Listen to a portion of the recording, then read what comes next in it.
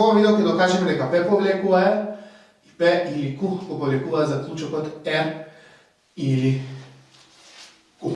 Во оваа задача најпрво ќе го запишеме заклучокот во малце подруг облик. Заклучокот е R или Q. Тоа е еквивалентно на негација на R или Q. По законот за замена на импликација, ова би било негација на R повлекува Q. Ајде да видиме уште нешто. Ако имаме предпоставка 1, предпоставка 2, предпоставка 3, предпоставка 4, така натака предпоставка N, и од овие предпоставки треба да докажеме нешто кое што е во вид на импликација, значи заклучокот е во вид на импликација, како може тоа да го направиме? Го земам заклучокот. Ако талот П е неточно, тогаш талот П повлекува Q е точно, односно исполнете заклучокот без разлика на предпоставките и без разлика на Q. Веќе имаме неточно, повлекува било што е точно. Без разлика на предпоставките, ова е исполнето. Вториот случај ми е ако талот П е точно. Ако талот П е точно, мора и талот Q да биде точно, за талот П повлекува Q да биде точно. Овој случај, ако талот П е неточно, доведува до точен заклучок секогаш, без разлика на предпоставките. Затоа доволно е да се испита само вториот случај. Но предпоставуваме дека P1 е точно, P2 и така натака. Pn, тоа. Во предпоставките го додаваме и P. Но што правиме? Предпоставуваме дека и талот P е точно.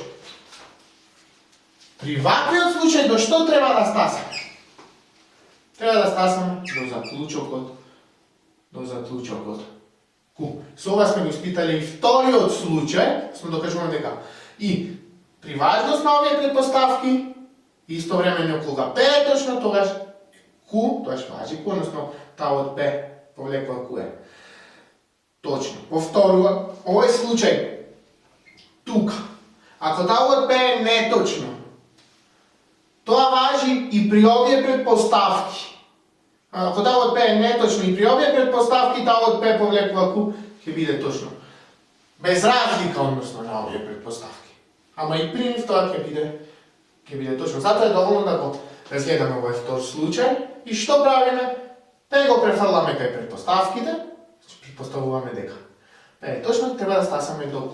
Ке ни даде ова плюс една информација, со која што, условно кажана информација, со која што ќе може да работаме понатака. Каде ќе го видиме овој пример. Еден, имаме П повлекува, ова ни е првата предпоставка. Втората предпоставка ни е П и Q. И рековме, речи, ова тука можам да го запишам како не R повлекува Q, ќе го ставам и ова за предпоставка. Па, ќе покажувам во случајов, ќе пробам да покажам П повлекува R, П или Q.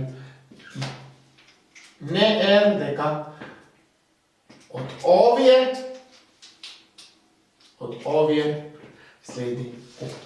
Тука објаснивме зошто е доволно само ова да го испитаме, односно втор случај.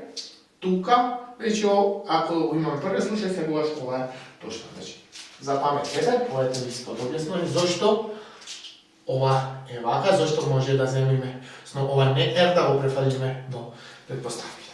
Ставам 3, негација на R, а сега го знам, тоа не е предпоставката. Како ова може да ви олесне работата? Па имаме плюс една информација со која што може да работаме. Случајот, повторувам, оваа страна од импликацијата да биде неточна, доведува секогаш до точна импликација, односно секогаш до точен заклучок, без разлика на предпоставките. Јасно? Затоа тоа е секогаш точно, затоа е доволно да се разгледа само овој прв случај тука. Го правиме ова, речи ова ќе ни даде една дополнителна информација ќе ни олесни работата, да го покажеме тоа што сакаме да го покажеме. Како што ќе биде и во овој случај. Имаме перфоглед, ова и не R. Модус толенц следи не P. Модус толенц на 1 и 3. Гледате да го искористив тоа. Понатака, од 2 и 4 имаме од P или Q и не P следи Q дисунктивен силогизам на 2 и 4. Го покажавме Q. Повторувам, ова е доволно за да покажеме дека ова е импликација. Дека исполнет заклучокот, зашто вече тој вториот случај доведува секогаш до точен заклучок без разлика на предпоставка.